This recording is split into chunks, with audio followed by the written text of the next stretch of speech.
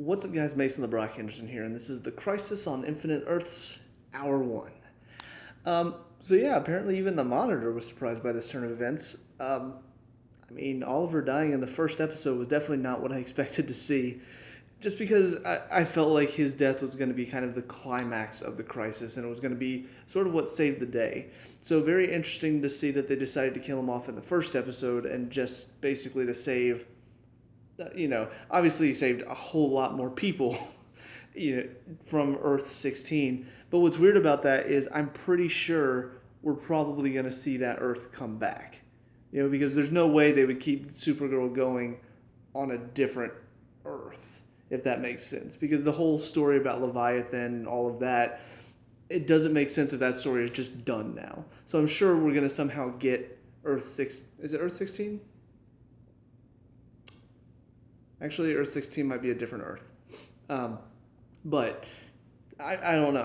I'm kind of curious to see why this means anything. Just because of the fact that it feels like this sacrifice is kind of pointless in the end. Yes, he saved more people from that Earth for now, but I'm pretty sure we're going to get those people back anyway, more than likely, at the end of all of this. So just seems very odd to me.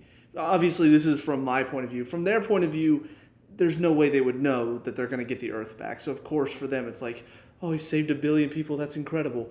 But from the audience's point of view, I feel like most people are going to look at that and say, okay, but it feels kind of pointless. So that's, I don't know, it's just very bizarre that they decided to do that. And it kind of put me off a little bit because I'm just like, okay, that's weird. It's weird to do it now. It feels like I should have had some more time, but hold my hands up and just see what's going to happen. I'm not going to judge it too harshly right now. See what the plan is from all of this. The other weird thing for me is this little side trip to go get Jonathan from, maybe that was Earth 16. I think Supergirl is like Earth 38 or 39 or something.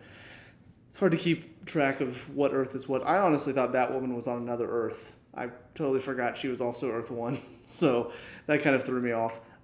And now it does sort of make me wonder, are they going to cross over with her more? Or even, whoever becomes Batwoman after Kate because they're on the same Earth? I don't know. Now I'm worried I'm going to have to keep watching to see more crossovers. But, yeah, the whole thing with Jonathan, I know about the show Superman and Lois, so I knew, of course, they were going to make it out.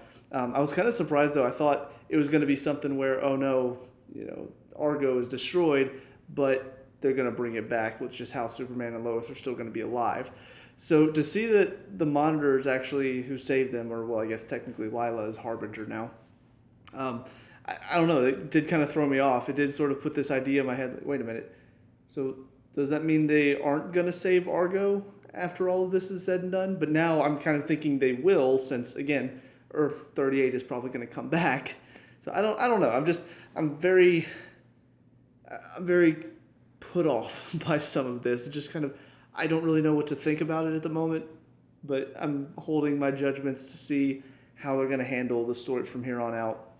But yeah, that whole side story where we see Sarah go with Lois and Brainy to go get Jonathan, just kind of a side story. And Sarah has this moment with an older Oliver that lives on Earth 16. I remember they did go to 2046 or 49, one of those years.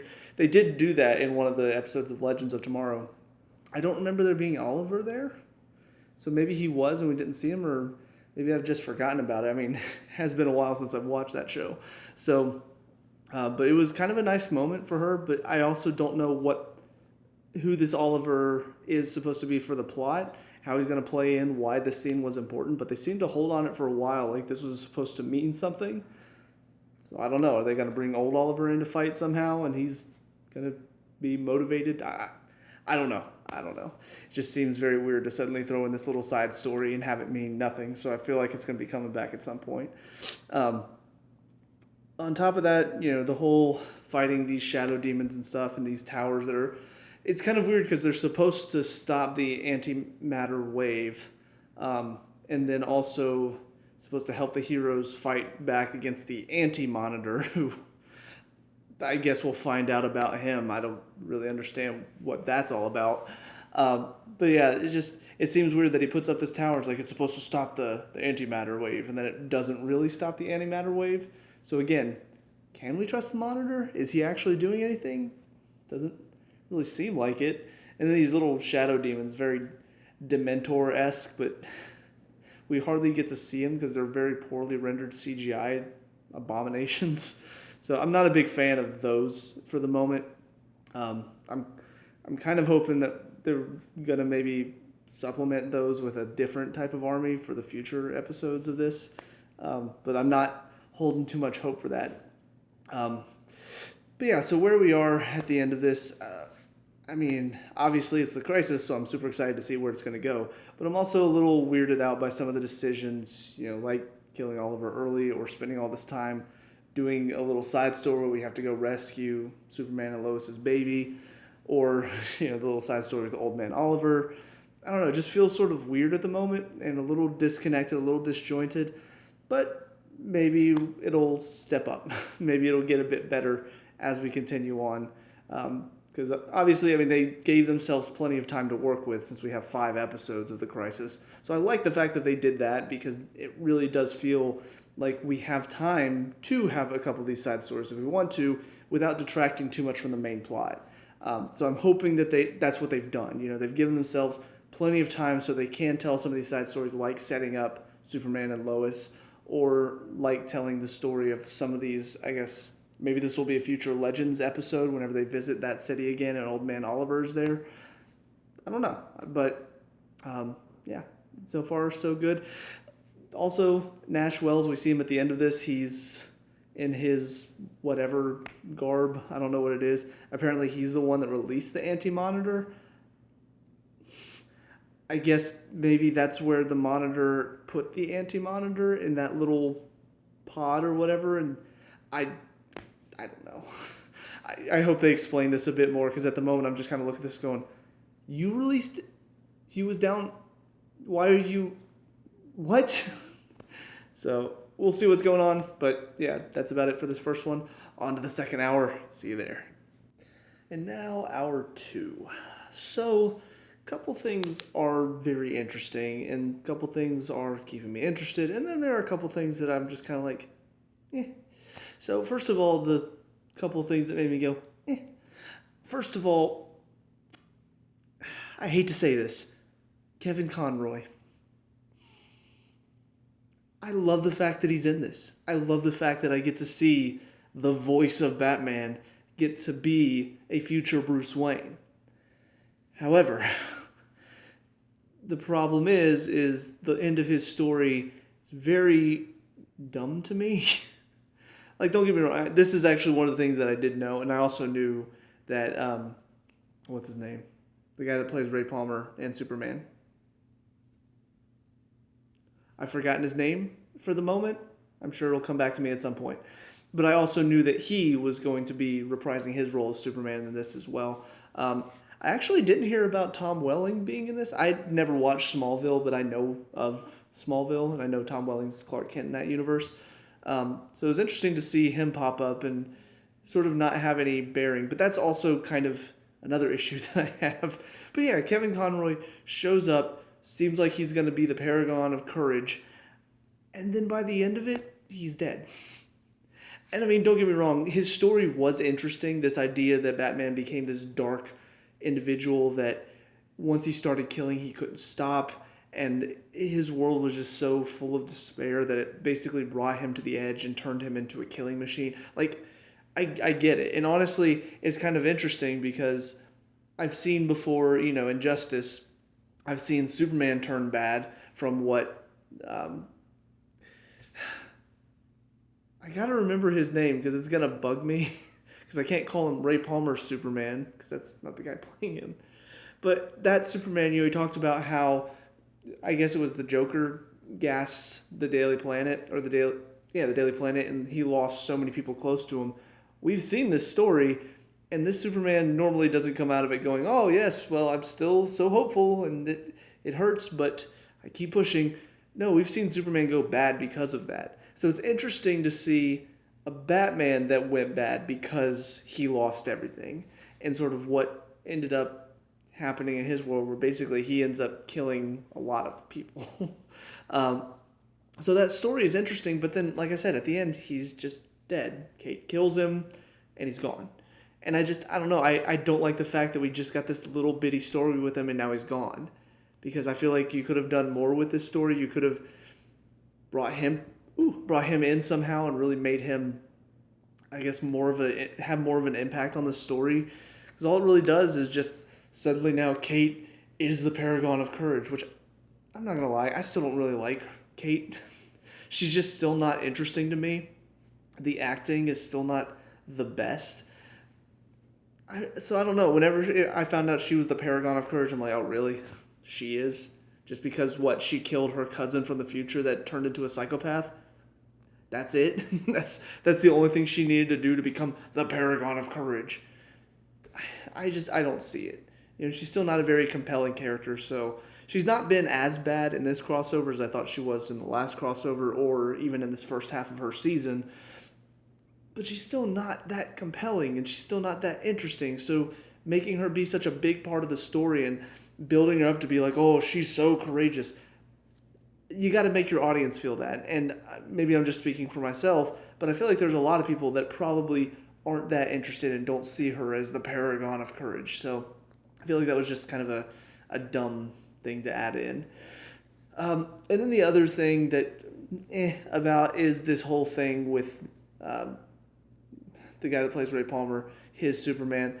I like having him in it, and again, his story is interesting, and it's funny to have these moments where, you have different Clark Kents seeing each other, but for some reason they're different. They haven't really referenced that yet. I figured they would start asking questions like, wait, how is he Clark Kent when he doesn't look like me? How is this possible? They haven't really brought up any of that yet. But I like his story. However, how they came to the resolution was really kind of dumb. And on top of that, CGI. I really thought they would step up their CGI game for the Crisis, basically the end of the Arrowverse.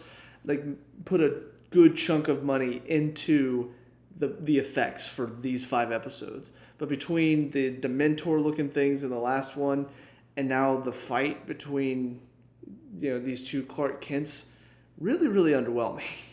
The effects in these shows have never been fantastic, but man, they look so bad, like PS2 graphics bad. And we're in the age of the PS5. So just not really a fan of all of that. And just, again, the way it comes to an end where they're just like, oh, of course, it's love. Clark, you have to remember all these people that supported you and loved you. And he's just like lasering. And even the effects of the lasers, like, I get they're trying to mimic probably in the Superman Returns movie the effects of those lasers. But even that, they looked like they were, I don't even know. Like, I remember the lasers in that movie looking not as, what's the word, opaque as the lasers do in Supergirl. But I remember them looking real. I remember them looking like, he's shooting something and you can't quite see the laser, but you can see the effect of the laser. I remember it looking convincing. These just looked like they tried to replicate it and it just came out looking like PS1 graphics. So it was a downgrade. So, and then he just stops. He's just like, oh, thank you for your help. And that was it. And I'm just like, okay, sure. And sure, Lex is not going to see Lois coming around behind him to whack him over the head. So, yeah, I don't know. It's just, these are frustrating moments because they feel like they should be well done, but instead what they turn into is interesting concepts that are done in ways that look so fake and cheesy that it's really hard. It takes you out of the moment is what it does. So we'll see. Hopefully they pick it up in the final 3 episodes of this because I really don't want it to go out with me just sitting here going, God, that looks so bad. God, that looks so fake. Oh, God. Like, I can't even look at it. It just looks so bad. Now, the couple of things that are interesting to me. First of all, this whole story with Oliver, don't know where it's going. The fact that they use a Lazarus pit to bring him back, I'm kind of like, okay, so it's not the end for him, I guess. But then, of course, Constantine, whether it's the antimatter, whether it's the fact that they tried, he can't go get Oliver's soul from a different Earth than where he died on, maybe. I don't know. I don't know how, I guess, the afterlife works in this world where there's multiple universes. Are there multiple afterlives, or do they all go to the same place? I don't know. Um, so maybe that has something to do with it. But yeah, you can't get his soul back, which means basically Oliver's going to just be a monster right now. Um, so it's interesting. I don't know where they're going to go with it, but it's got me intrigued. Lila Story 2, she's apparently, I guess, trying to get coerced to work with the anti-monitor, which I haven't talked about this yet, but the fact that there's an anti-monitor just seems so dumb to me.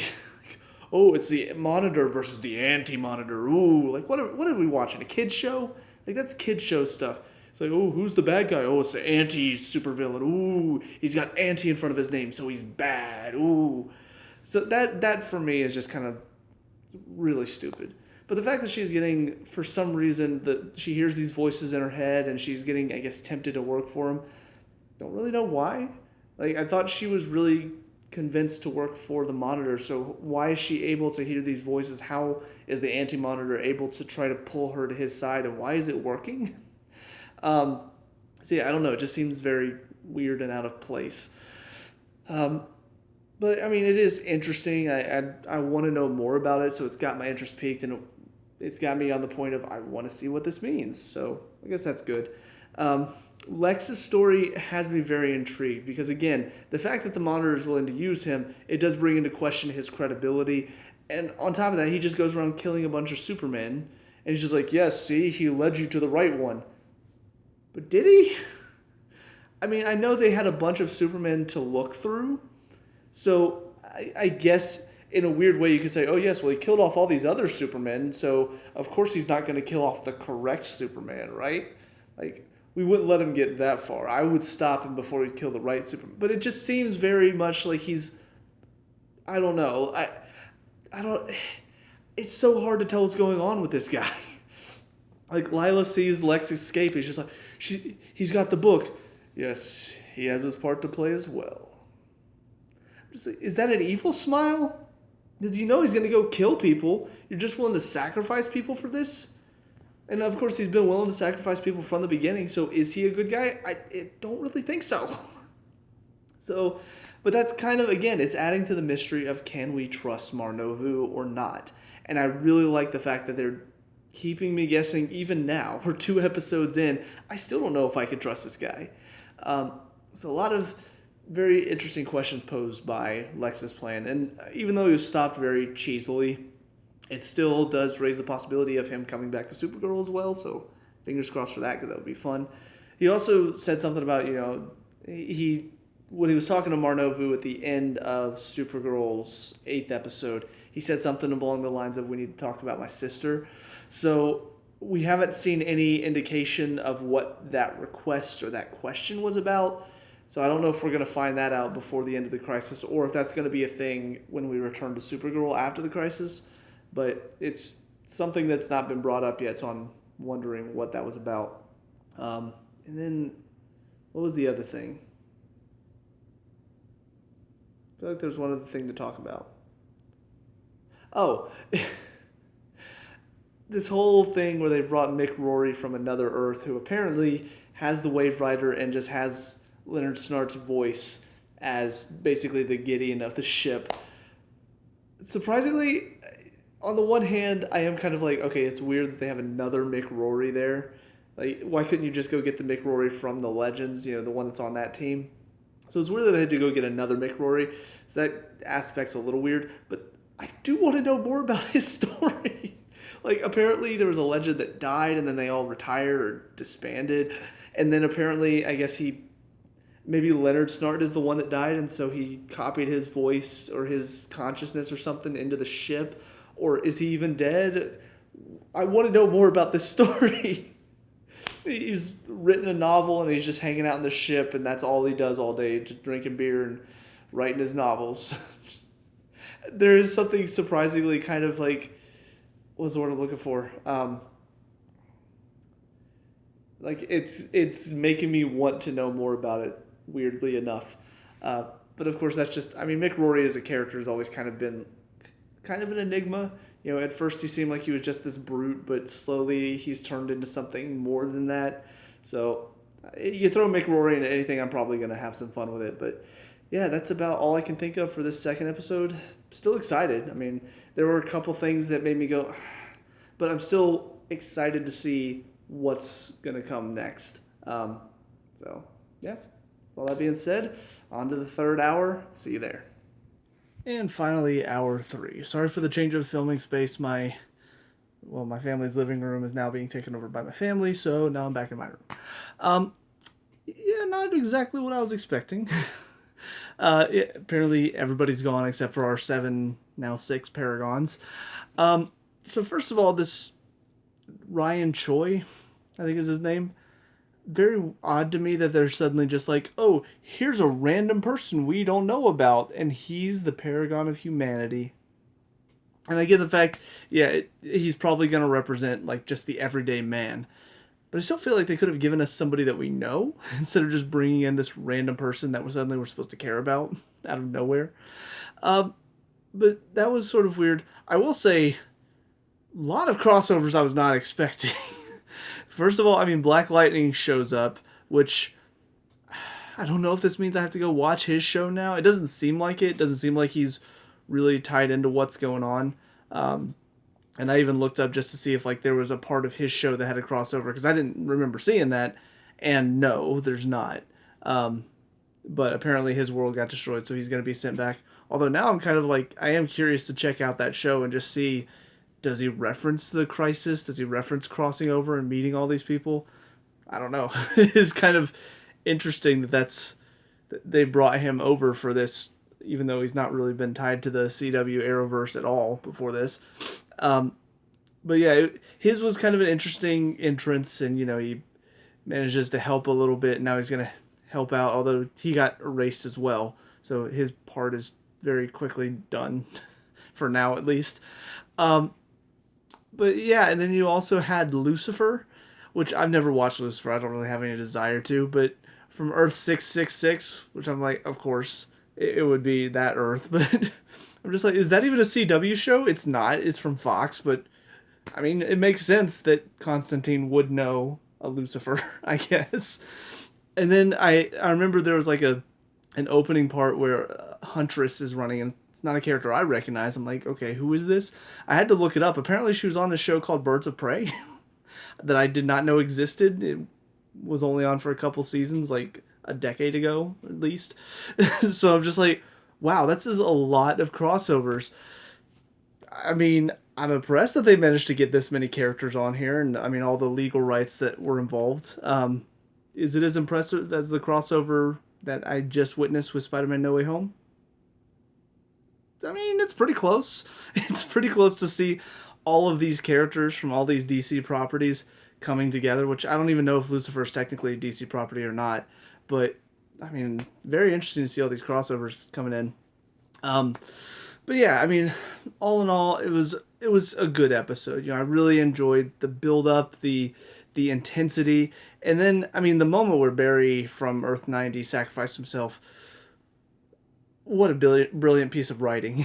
Like, to have the Flash from the original show, he's already been Barry's father at first, and then we get to see him reprise his role, but as an older Barry Allen, and then he sacrifices himself, and they have that clip from his show, which, I mean, I've never seen, but just talk about what a way to pay off this character, that, we saw him before, and now here he is, and he's saving the multiverse, well, for the time being. And again, that does kind of bring up the whole thing about Oliver again. They go to Purgatory, which of course is Lian Yu, because of course it is, and they find him, and they're going to bring him back, which, of course they will, because his sacrifice doesn't really mean anything, if we're being honest, because all these people are coming back. So that billion people he saved with his sacrifice doesn't matter, because they're all going to come back somehow. And now that everybody's been wiped out except for these 7 people, it further proves my point that we all know by now that those people are going to be coming back. So even if he hadn't sacrificed himself, those billion people would have been fine. So I just don't get it. I don't understand why they decided to do it. I don't understand why they, maybe there's still a purpose that I'm not seeing, but for the moment it just feels like such a pointless sacrifice, and then they make it more pointless by not bringing him back from the dead. He decides to say his soul, for whatever reason, decides to stay where it is. I don't understand why, because they don't really tell me. And then, even after that, he still would have been wiped out by the antimatter wave right after that, which would have left only, these 7 people. Oliver wasn't a part of that, so he still would have died after this and been brought back after. So I don't know. I'm kind of like, what's the point of all of this? Like, it feels as though they're writing some scenes to be really impactful and memorable. Like, is this Barry Allen sacrifice, is it going to be permanent? I don't know. But for the time being, what did it do? It stopped the antimatter wave for a minute, and then Anti-Monitor shows up, which I'm glad Cisco ripped into that name as well, because, yeah, I mean, it's a name that is worth ripping into, because it's so dumb. But shows up possessing Lila, takes out the Monitor, which then gives him enough power to destroy everything. So the Flash didn't even need to sacrifice himself, because everything was going to get destroyed anyway. The only thing it did was bought him a little bit more time, and then the Pariah's like, oh, now I know what I need to do. Which I'm just like, is he working for Anti-Monitor or for the Monitor now? I can't honestly tell, because I thought he was made this by the Anti-Monitor, like as a punishment, but now all of a sudden he has these abilities, and this was his purpose all along. Okay, sure. It feels like they're just writing whatever works in the moment. Which then, of course, leads me to the end, which I'm going to need some explanation for this, because they all end up in this, whatever it's called, the space that exists outside of space and time. And I do remember this from the Legends. I think it was in the first season that they went here and destroyed this place. But I need explanation here, because all of a sudden we see, which Brandon Routh, finally remembered his name, but Brandon Routh's Superman is there, obviously, but then suddenly he just disappears and is replaced by Lex. What? So first of all, you brought him in to be a Paragon, and now he's not. He's just gone. So, brilliant job, writers, bringing in all these characters that are just like, cool, we get to see them, and then it just, nope, gone, out of the story entirely. And why did this happen?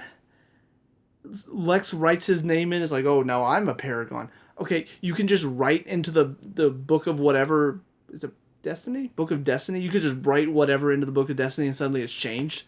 Like, oh yes, now Lex Luthor will save the day. Ha ha ha. I mean, I love Lex Luthor. Again, he's one of my favorite things that came out of Supergirl. It's probably the only great thing that came out of Supergirl. But this has got to make some sense. And just writing whatever in the Book of Prophecies, how does that make sense? How does that all of a sudden make it where he disappeared along with the ship, and then suddenly he's appearing in place of Brandon Routh's Superman? How does that make sense? So, yeah, I'm going to need some explanation for that, because at the moment I'm just kind of sitting here going, is that good? Is that bad? Does it make any sense? Is it just kind of cheap writing because they wanted to have a Supergirl character instead of a character that didn't exist in any of their universes? Because, I mean, I'm looking at it, and I mean, there's 3 Supergirl characters. There's Batwoman from Batwoman. There's a Flash from Flash. And then there's Ryan Choi, who he's just sort of there. And then, who's the other one? So Batwoman, then there was Supergirl, John, Barry, Brandon Routh, Superman, Ryan Choi, Sarah Lance, that's right. So it's like, you've got representation of every show except for Arrow, but you've got 3 from Supergirl now that Lex is in there instead of Brandon Routh, Superman. And it's very ironic because the next episode is technically the Arrow episode. Like, obviously all of these episodes are connected, but when you go on Netflix or HBO Max, they each are labeled to a certain show. And this next one is supposed to be Arrow's show, but there's no sign of any Arrow characters left. I mean, Sarah technically started on Arrow, but now she's more a Legends of Tomorrow character than she is an Arrow character at this point. So it's very weird. And I don't know. I don't know what to expect. I mean, I will say that. I don't know what to expect from here. It felt like stopping the antimatter cannon was going to be the first step, and then it was going to be this group of heroes that were left fighting back against the anti-monitor to essentially bring everything back. But instead, it turned into, no, the anti-monitor wins because they saw Endgame, or they saw Infinity War and saw how cool it was whenever the villain won for a bit before they brought everybody back. So they're like, we can do that too! And so that's what they're doing. But now it's just like these 7 people. 6 of them are heroes, one of them's a villain. Well, actually, 5 of them are heroes, one of them's a villain, and one's just a random guy that we just met. So, I don't know. I don't know what to expect. I'm sort of along for the ride. I have no theories at this point, so that's where I am. But, I mean, I am excited. Don't get me wrong. I'm not saying that this ending has made me frustrated or pissed off at the show or anything like that. I want answers, and I hope they explain. And it's a better explanation than just, oh, if you write in the Book of Destinies, you change destiny. Because for me, now that's not really a Book of Destiny. Because the Book of Destiny should be, it's set. Unless you're saying that writing in it is all it takes to change the destiny. Which maybe they said that last year in Elseworlds and I forgot. But anyways, with all that being said, that's it for me. So let me know what you guys think down in the comment section below. What were your thoughts on these first 3 hours of the Crisis on Infinite Earths? Let me know. We can talk about and discuss all that good stuff. Leave a like and subscribe for, I guess, the second half and all the other Arrowverse shows. I'll see you guys in the next one. Peace out.